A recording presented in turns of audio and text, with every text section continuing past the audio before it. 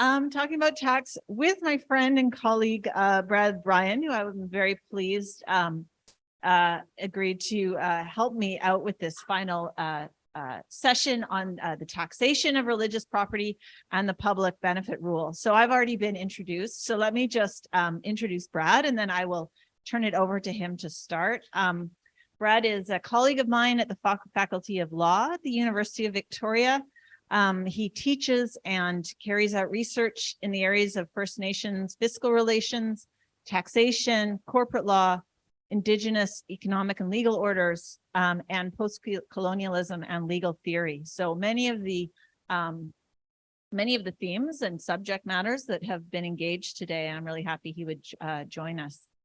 He's co-authored work on Indigenous business structures and the taxation of Indigenous peoples, most recently in a volume on Canadian income tax law.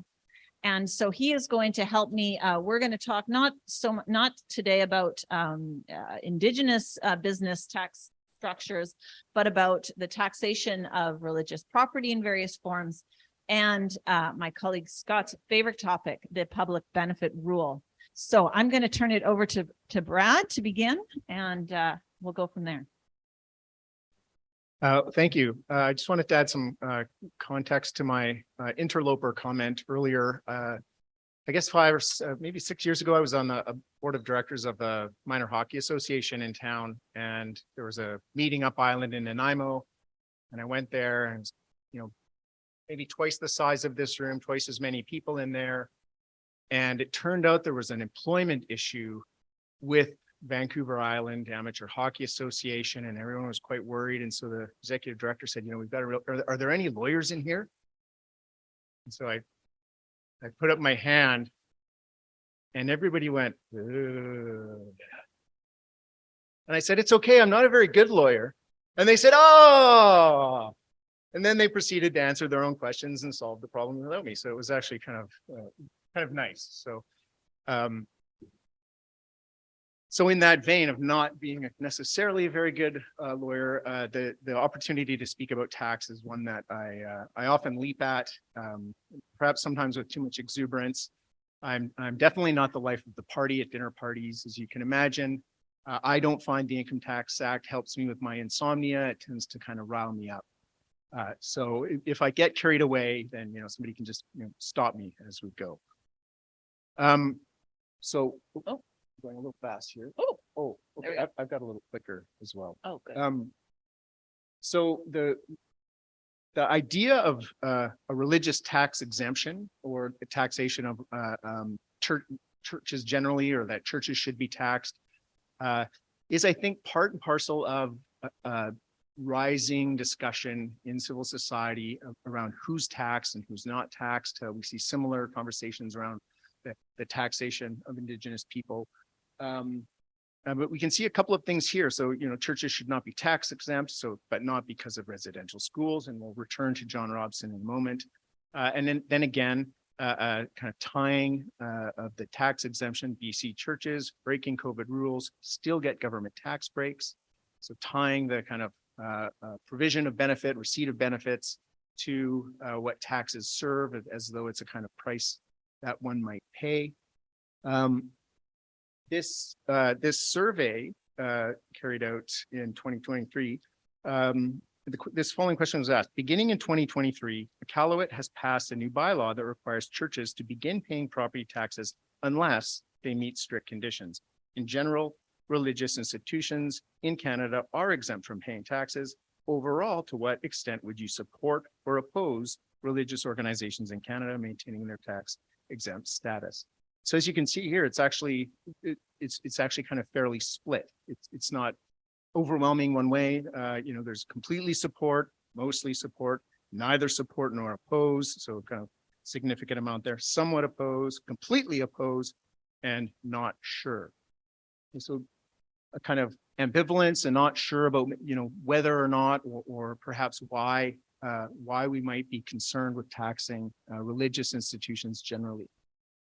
The issue, and then this is from that first article, I guess, John Robson, as he puts it, with all tax measures, without exception, some person or entity pays less tax than it otherwise would. forcing others to pay more since the state's total take doesn't change. So we'll come back to this kind of idea in a minute. Since all entities are groups of people, all tax breaks take money from some people and give it to others because the government thinks them worthy and has power to reach into our pockets. There's subsidies with the added vice of being camouflaged. Okay, so that idea out there is one that I think we kind of need to unpack and think about. And it's important to think about it, I think, by realizing that tax policy is social policy. It's not simply the government trying to get revenue. If it was, we wouldn't have a tax break for RSPs. We achieve all sorts of social policies through our tax system, specifically through the Income Tax Act. And of course, when we are doing that, one of the sort of things that comes up in income tax law, for property tax, for sales tax, is the taxpayer. Unincorporated associations, they're not going to be taxpayers. They're not legal entities, partnerships, not legal entities. Nonprofit organizations, entities, but they're taxpayers, but they're exempt. Why are they exempt? They're exempt from income tax because they don't make any income. They pull money in and they spend it on their objects. So at the end of the year, they shouldn't have any money. Okay, so that social policy and that exemption for any revenues that might be brought in is actually just the Income Tax Act's way of characterizing what's going on. If you're paying somebody to cut your lawn, maybe they're an employee, maybe they're an independent contractor, but the Income Tax Act characterizes and it sees a certain kind of legal body or a legal person. And that's by design. So when we think of religious bodies, we can think of a church, we can think of the trustee that holds the land.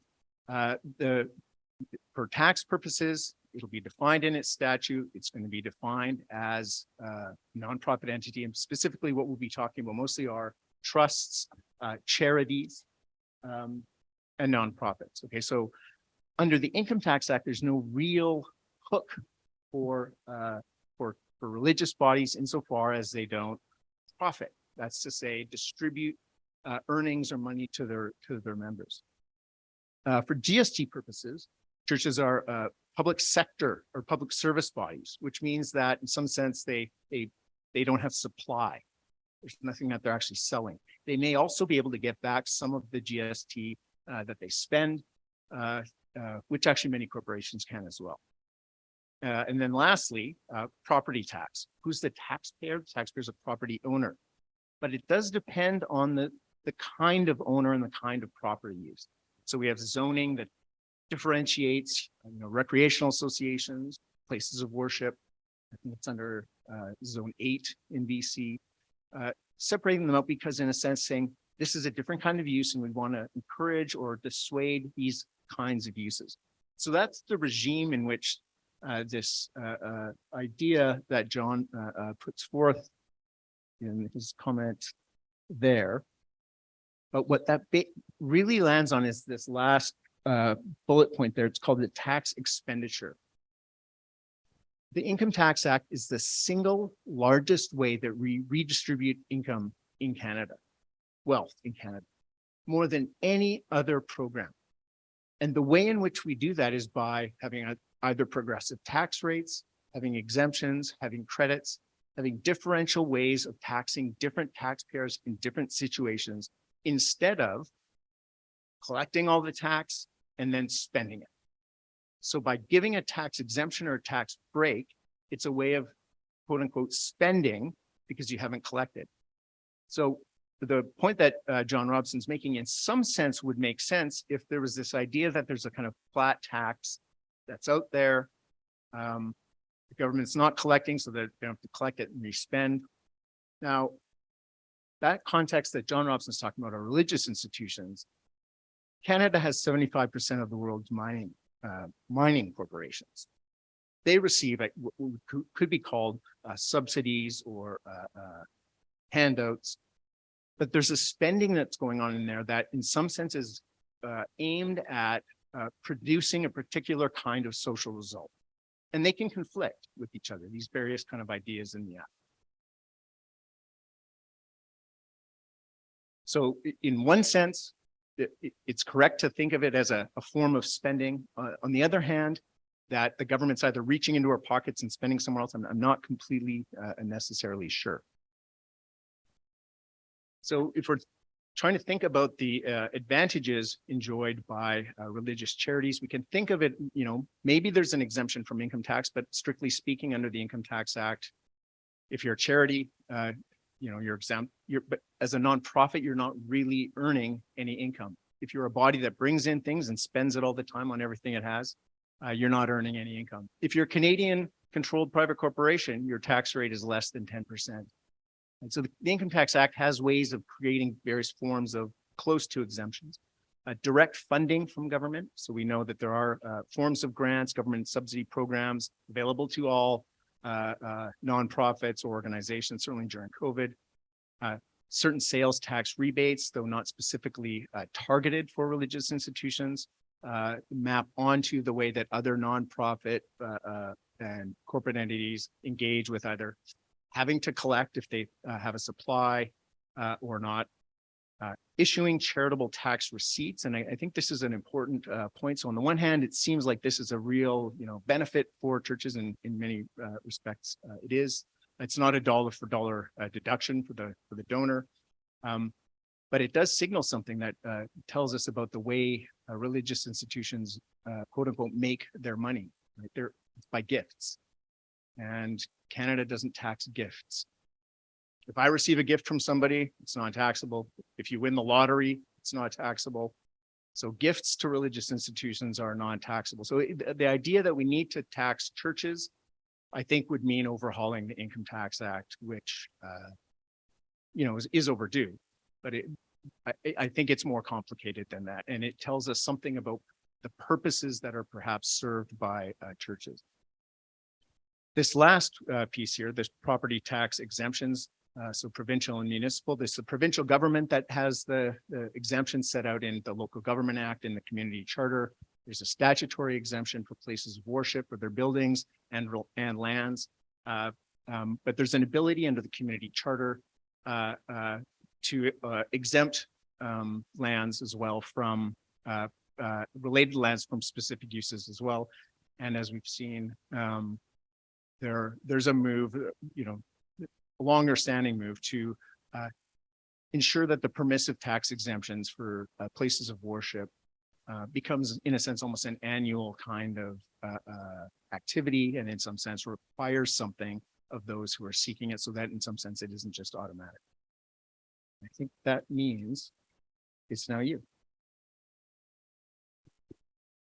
All right. Thank you, Brad, for that overview. I want to come back to some of the public debates that happen over tax exemptions for churches, and talk about this idea of the public benefit, or the question of how it is that religious bodies benefit the broader public. Because I think this is, it's a legal question. It's a question that has a legal doctrine and is studied by legal scholars. But I think it's important for people who are members of religious institutions to understand, because it's also a political question in a lot of ways, right? And it's kind of a communications question. And of course, this happened in the Lower Mainland. We've seen it in Victoria. We've seen it in Saanich. These debates, right, on city councils about whether churches should be granted these various tax exemptions, including permissive property tax exemptions. And this came up in Saanich Council a few times over the last few years. And Teal Phelps Bondaroff, who is now on Saanich Council, was then a candidate for Saanich Council, put this question to the council, which was reported in the paper. The question that I put to you, as you explore giving a total of $2.4 million of Saanich's tax dollars, is, have you actually tested that the services have a public benefit and that the benefits are available to all people? So I think that's really actually a nice framing of the issue. Incidentally, we invited Councillor Bondaroff to be with us, and I think he would have been. He was unavailable, but it would have been nice to get his perspective. But I think this is one of these issues, right? That if you're within a religious organization, is really important to try to understand from the eyes of someone from outside, right? So that's what I'm going to try to explain a little bit through the lens of the law that developed around this question. So we've talked a little bit about religious charities, the property law advantages they enjoy, the tax advantages they enjoy. What is a religious charity is the question I suppose we haven't asked yet. And there are two main criteria for eligibility for charitable status in Canada. One is that you have a charitable purpose. And the purposes that are charitable for most purposes, if they're not otherwise defined in a statute, are purposes that were, or categories of purposes that were articulated that date back to, Elizabethan times in England, speaking about our colonial history, right? And were re-articulated by the House of Lords in England in 1891, have kind of been more or less frozen ever since. And so they are the relief of poverty, the advancement of education, the advancement of religion, and this kind of catch-all residual category, right? And so religious charities have their own category, right? And so in some ways, that has got them very quickly and closely to charitable status. But the second criteria for charitable status is in the common law system is that a purpose, whatever purpose it is, whatever the charitable purpose is, must benefit the community or a substantial segment of the community within the meaning of the public benefit rule. And the general trend has been that, historically, religious charities, educational charities, poverty charities, their public benefit was just assumed or presumed by the law and by the courts. But that has been increasingly challenged in various jurisdictions, by legislatures, by regulators in a variety of contexts. Okay, so what does it mean to be for the public benefit at law? There are two main things, right? Kind of the public benefit pillars, as they call them. They correspond with the two words. The purposes of the institution must confer a benefit on the public, and there must be a public. That is to say, the class of persons eligible to benefit from the institution have to constitute the public or a sufficient section of it. Okay, so these are the two main rules that apply to religious charities as with others. In terms of who is the public, right, there's a few ground rules. Can't be completely numerically negligible, can't be usually one person. The quality which distinguishes the beneficiaries from other members of the community must be a quality which does not depend on their relationship to a particular individual. So that's the reason why, I can't set up an educational, scholarship fund for members of my family, right? And neither can you, right? Because the thing that qualifies them is their relationship to me, right? And the law has always considered that, there's kind of an altruism problem there if you in the kind of cultural way that we understand altruism anyway. Other cultures understand it differently. Okay, so it has to be more than a couple people. It can't be just your family members or friends. They have to be human people as opposed to other animals, and the purpose cannot categorically exclude the poor. Okay, so that's it's a pretty loose set of criteria, right, as to who constitutes the public. We turn to the first pillar, right? The question there is what constitutes a benefit? And again, here there's a few fairly well-established principles. One is that the benefit must be capable in a proof of law, and we'll see that can be an issue, right, with religious charities. The law recognizes that what is a benefit is an evolving concept that's meant to reflect societal change. The court is the ultimate arbiter of what is beneficial within this common law paradigm, though more often I would say the arbiter is a regulator or some kind of administrative officer in the first instance. Okay. And the benefits that a charity produces must be balanced against any detriments or harms that the charity produces. Okay, so there's this kind of idea of a net benefit, right, that sometimes pops up. So if we're thinking about religions, right, religious bodies, and how, whether they meet the public benefit test, right, and we see most often three kinds of problems. They're kind of classic common law problems in the doctrine, but they can pop up, right, in the middle of a debate in Sandwich Council, right, about a permissive tax exemption. They can pop up in conversations about other kinds of forms of tax. So I think I've spent probably way too much time thinking about this over a number of years, and I think really we can identify three kinds of public benefit problems that are most commonly identified with religious bodies. And they are: one, it's not always possible to prove how religious activity benefits the world. Two, that some belief systems are excluded from the religion category that the law defines. And three, some religions or religious institutions, religious bodies may disbenefit the public in ways that outweigh the benefits that they provide.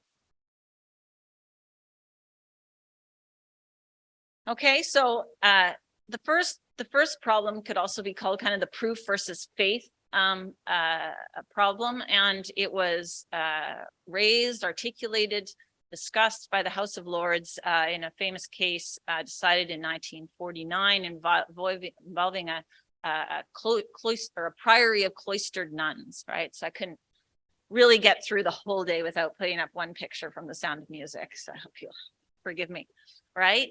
But there was this priory where the nuns devoted their days to intercessory prayer, right? To praying for the world, for a better world. And that was really all they did. They prayed. And the question arose, is this a charitable trust? And the court said no, right? Went all the way to the House of Lords in England, and they said no. They said, Lord Simons wrote, this is a matter not of proof, but of belief. For the value of intercessory prayer is a tenet of the Catholic faith. Therefore, and in such prayer, there is benefit to the community. But it is just at this therefore that I must pause. And he goes on, and you have the echoes here of, right, someone who knows their New Testament, I think. The faithful must embrace their faith, believing where they cannot prove. The court can only act on proof. Okay, and so you get this problem that pops up from time to time, right? And it can be occasionally a problem in a court of law, usually in the kind of practical world, right? Someone like Luke would say, well, just, put in a soup kitchen, right? And as long as you have some tangible benefit, right, you can usually get around this as a tax problem. But in terms of the kind of bigger cognitive issue, right, or the difference in perspectives of the religious and the world, right, I think this is, in the secular world, this is important to understand.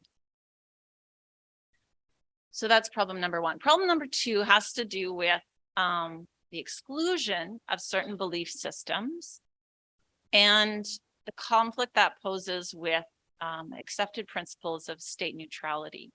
Okay, so this, this is the problem that is positioned kind of in the post-1960 David Seljak world. Are we going to call it that? I'd like that, right? In the secularism and the post-secular world, right? Where increasingly the courts are articulating what is kind of, I think, been a growing social consensus that the state has a duty of religious neutrality, okay, to treat all belief systems equally. And the court has wrote in 2012, in the context of, there's been a series of cases which often involve kind of religious symbols or religious practices in political spaces and public spaces, that the fulfillment of the duty of religious neutrality is assured when the state neither favors nor hinders any particular belief. That is, when it shows respect for all postures toward religion including that of having no religious beliefs whatsoever. Okay. So here again, we have a area that can come into conflict with the idea that, right, whether real or perceived or in different ways, the activities of religious bodies are subsidized, right, or subject to certain tax privileges. The kind of official position of the law of charities is that the law does not favor one religion or another.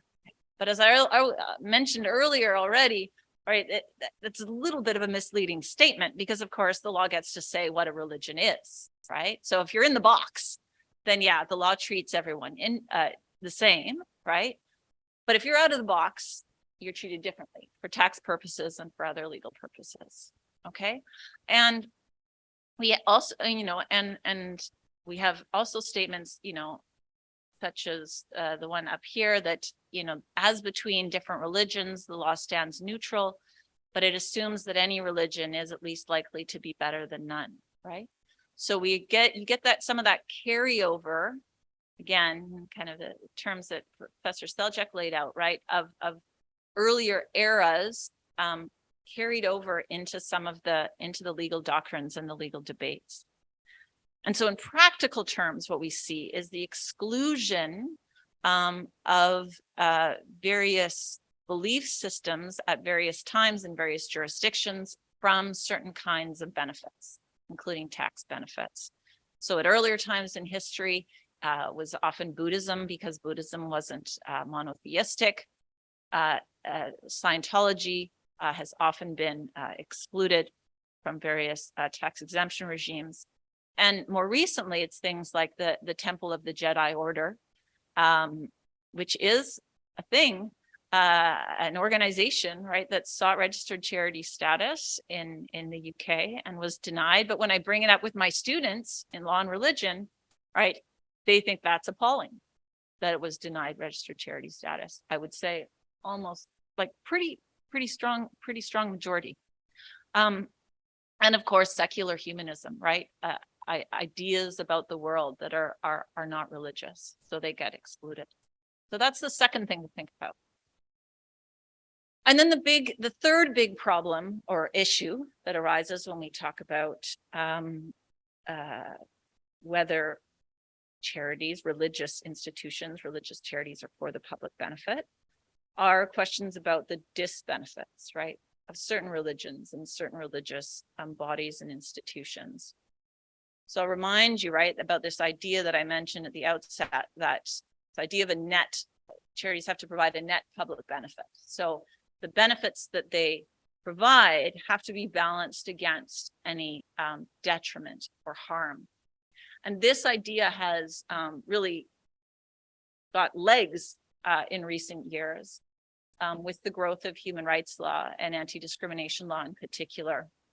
There was a case in England and Wales in 2010 involving a major Catholic charity that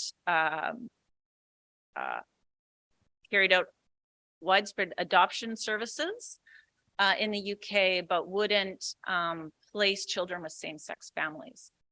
And the question was raised, is this a charity, right? Is it actually for the public benefit? And the court found that a charity that discriminates under the tests that are set out in human rights law would likely not meet the public benefit test, precisely because of the large public disbenefit likely to flow from any unjustified and therefore discriminatory treatment, right? So the court is saying there's a benefit here that the Catholic charity is providing, but to the extent that we have these public law equality norms, we're going to understand this as also causing a harm, right? And then is there a net benefit is the question that's going to be asked. Okay, so this is controversial stuff, and it hasn't the questions aren't all answered. They are not simple, but we see it arising, I think, in different forms again and again, right? And it arises when questions come up about the marginalization of sexual minorities and other populations, We see it come up when religious institutions proselytize in ways that people consider problematic, where they restrict reproductive freedom for women, where they limit access to health services, right? And made, medical assistance dying is a whole nother place where I think some of these themes are going to play out. And it's a charity law issue, but I actually think it's a broader issue. It played out in the TWU case, I think, in different ways. It played out in the debate over the Canada Summer Jobs Grant debate in ways that were kind of beyond a charity law context. So with that, we want to try to get down to the particular one more time before we end for the day. And we're actually going to get, we're going to force you to get participatory at 3:35 on a Friday afternoon. Homework. My students would all be groaning, and you probably are also groaning inwardly. But I have 3 teenagers, and so I am immune to criticism of all forms. So what Brad is distributing to the tables is a 2-sided sheet that you'll have to share. We also have it on the screen, although it's a little bit hard to read. On the front side of the sheet is a screenshot of the permissive tax exemption form. This one's for the city of Kelowna, but I think there is a similar one in Victoria and in Saanich and various other places. And you'll see that it asks you some questions that resonate with some of the things that I've been talking about. So you can look at that quickly. But what we've done on the other end of, or the other side of the sheet, is to kind of flesh out those questions a little bit. And we want to have you take just, 10 or 12 minutes with your table and to talk about them or a selection of them or whatever you choose to do, okay?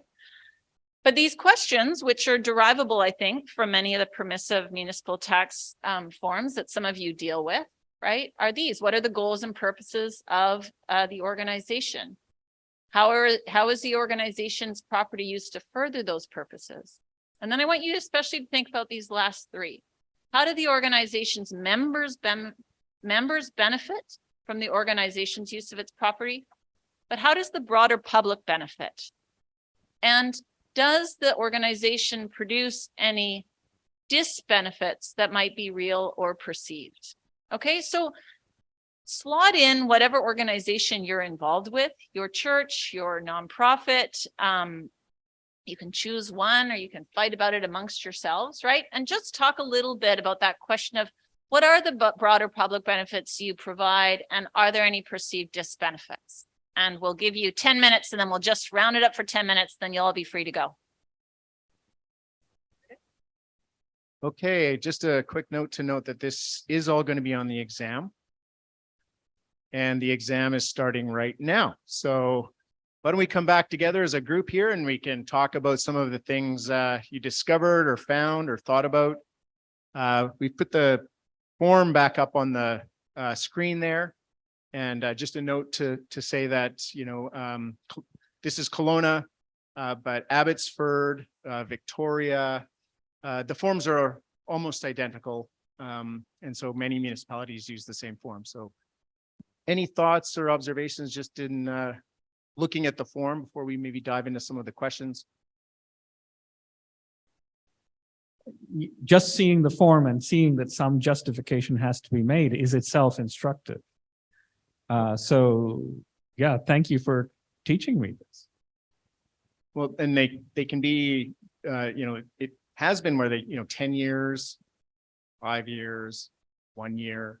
And so the emergence of these forms as tools of the municipality in controlling land use, something I think more and more folks will be becoming aware of. Yeah. I also suspect that in the filling out of these forms, many of the comments that would be put down would be ones that many believers would see as being tangential to the purpose of the institution.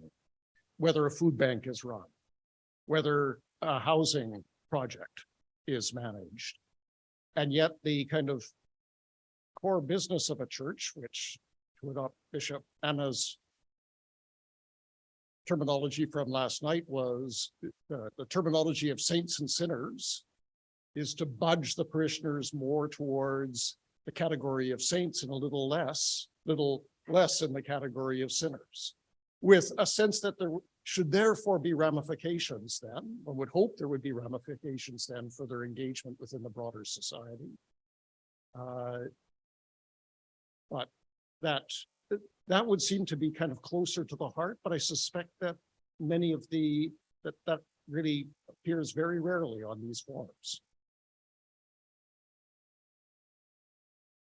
So if we move, from that to this question of how the broader public benefits from the organizations people are involved with, what were some of the observations made there? Well, just going back to the application, I understood that places of worship within BC is a statutory exemption. And therefore, and part of the debate, for example, at Saanich Council was to move it to permissive exemption. So I'm a little confused by the form, including places of worship. Yeah, so it's actually in both. The statutory exemption is, they're both listed both under the Local Government Act and the Community Charter. There's a statutory one for buildings and then permissive for church property. So your actual building, place of worship, that's exempt. Parking lot, maybe not. Related building, camp property, perhaps not. Thank you. I mentioned parking lot. First Baptist Penticton is a massive parking lot right beside the hospital. They offer for free to everybody who can't afford a coffee or a meal because they're now paying for parking in the hospital. So that was an example. So when the city asked them to describe, just like this form, what they did, I happen to be a denominational executive. I said, are you out of your mind? Don't fill out anything unless you know the criteria or what's being looked for. Because unless you establish what, how this is being judged, it's like loading a gun and pointing at yourself in a small room. I mean, it's just bonkers. And why allow someone else to control the narrative? But the good part about something like this is it motivates you to discover what we talked about last night, mission and maintenance. And if you haven't thought those through proportionally, you shouldn't be in business anyway. But this is a really good piece to help you reflect on that, to force the reflection. But it's too bad that we're feeling that pressure from government rather than internally, spiritually, and logistically. But excellent provocation. Thank you very much. Yeah, your comments, and Jeremy, your comments as well remind me of something David was saying yesterday about the way that secular society encourages religious bodies to interact. Is that, I'm not sure if these were the words, David, but it's a kind of hiding, in the sense that you're not going to say the real reasons why you engage in what you engage in. You're going to end up saying, well, what is it that you want me to say? What you want me to say is, okay, so I'm going to tell you what you want to hear about what we do, but I'm not going to tell you what we really do. I'm just going to tell you what we think you think we do. You can describe, and what you've just said, describing what people want to hear rather than genuinely and currently describe what you actually do. But there's an example: prayer, meditation, community gathering, all those things are actually peer-reviewed stuff that you can enter into this dialogue. But that point that you just made was just outstanding. Thank you. We just have a few minutes left, so maybe I'll see if, did anyone get to the last question, right? What are perhaps some ways in which religious organizations could be perceived to disbenefit the public? Yeah. Poor Noriko, she's done her rounds today. Thank you, Noriko. Well, the obvious one for most churches is street parking every week. Local residents tend to hate churches for that. But more seriously, so I don't know, I'm not from BC, I'm from Manitoba, but I used to be the director of a nonprofit, and we were trying to overhaul our bylaws and constitution to not get caught by kind of the changing human rights legislation. It seems like a lot of this has been driven in Ontario more so, but I was wondering if you had any thoughts about where the kind of current limits on that tension between how religions self-define what their purposes and teachings are, and how this human rights legislation is coming into effect on that. So I think of like, you are allowed, if you're a women's shelter, for example, to only hire women, because that's like a protected characteristic. And so you're allowed to discriminate in that way, and that's good, that's fine. Typically churches and church schools can hire people and have like a religious beliefs test, but some of those religious beliefs are starting to be, disputed. So yeah, maybe just some clarity on like, where is the jurisprudence on that right now, and where do you think it's heading? Just an easy question for our last 5 minutes. Yeah, thanks for that. Should I go? Oh, yeah. You organized this conference. You're taking that one. So yeah, it's a really difficult question. So I highlighted the Catholic care decision that was obviously out of the UK. People have really different views on where this line should be drawn, and part of the legal complexity has to do with the fact that a lot of that gets dealt with through provincial human rights legislation, and the provincial human rights codes are not uniform on this question. So the way that the code is drafted in British Columbia, I would say grants a fair amount of space for religious institutions and other charitable institutions to favor their people, to put it in kind of lay terms, right? To in such like by protecting their doctrines, by hiring people that are of the same belief as the organizational beliefs. But it's worded differently in different jurisdictions. And my recollection is, that Manitoba is quite different from British Columbia, although I don't remember the specifics. So there's a question about that under human rights law that can arise very often in employment context, right? And then but the tax law question almost layers another adds another layer of complexity, because the argument there, right, that we see John Robson making and others, right, is that these are public monies, at least in part, right? And as Brad said, there's different ways to characterize what's going on with these various exemptions and things. But, one read is that this is in part public money, and to that extent, it should be subject to public laws on equality, and not those. So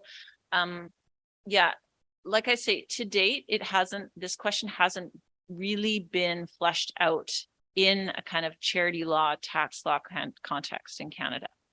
But it's arisen. I mean, it's part of what's going on in the Trinity Western University litigation, for sure. It's part of what's going on. And it pops up from time to time, as a possible, legislative debate. And really, I think no one wants to talk about it because there are no easy answers. But at some point, I think we'll get the fact scenario that brings this to court, and someone will have to decide some of these questions. Yes. I just feel like it's upholding some kind of ancient class system. I keep hearing words like working class people, and the ones that we give our charity to. There are some churches I know that I would not be able to go and be a regular worshiper because I access their food bank, or I stand in line outside the church and wait to get a little handout of food. So I'm the other. Really disturbing, an Aboriginal man hitchhiking through town decided to take part in a worship service. And it was communion time. He's Indigenous, Anglican, was ushered out of the church by an usher who said, no, you can't. You know, and some of the church members had looked all over for him, and he was very distraught, like an Anglican person wanting to have communion in an Anglican church on Sunday. Just because he's Indigenous and hitchhiking, does that mean what? To who? So violation of human rights, you know, and to be considered other than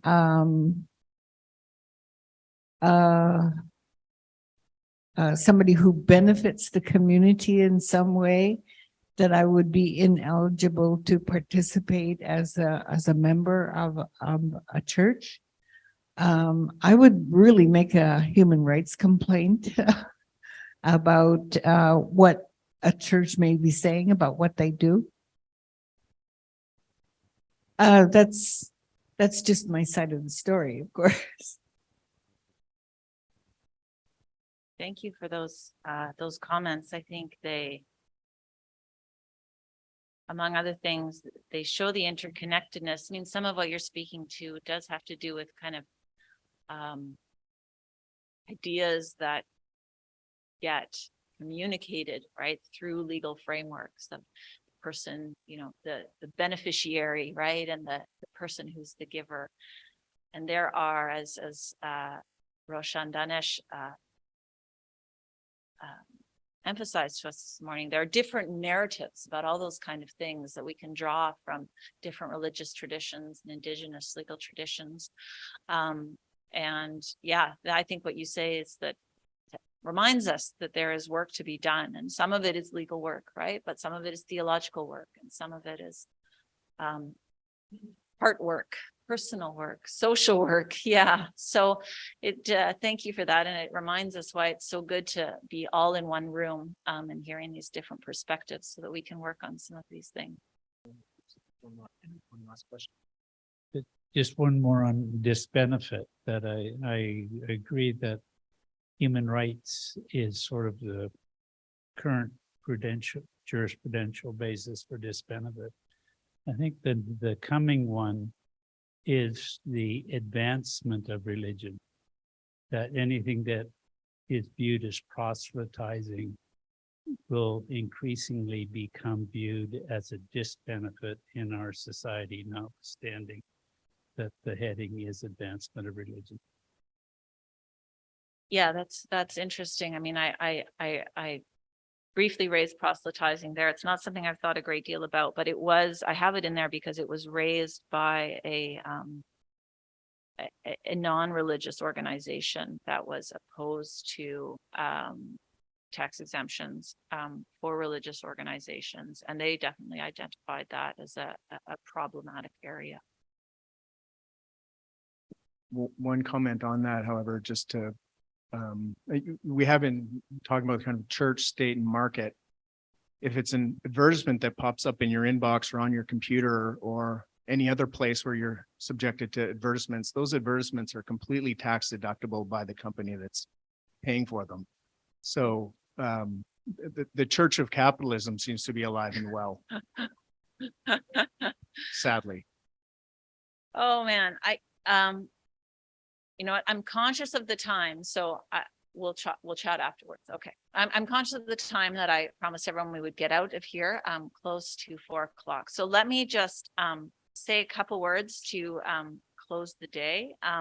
It's been a big endeavor to put this together. It's not, of course, over. Tomorrow morning, for those who are interested, there's a panel on repurposing charity property. So that is kind of aiming to start from where we got to today and to look forward. And Jason McKinney is going to start us off with some words tomorrow. Carmen is on that panel. Jody's not here. Brendan and Randy Woodley, of course, who is and that is being done in conjunction with another event and will be run at the First Metropolitan Church. But for those of you who aren't able to be with us tomorrow, let me just say thank you for coming and thank you for your participation. Like I said, this was quite a big event to put together, and I wanted to just specifically name Scott Dolph, Jessica Zykin, Noriko Prezzo, and again, especially Brendan Nielsen for all the work they've put to getting people here, getting the food, all these things. I think it's been a really rich discussion, and thank you very much for being here.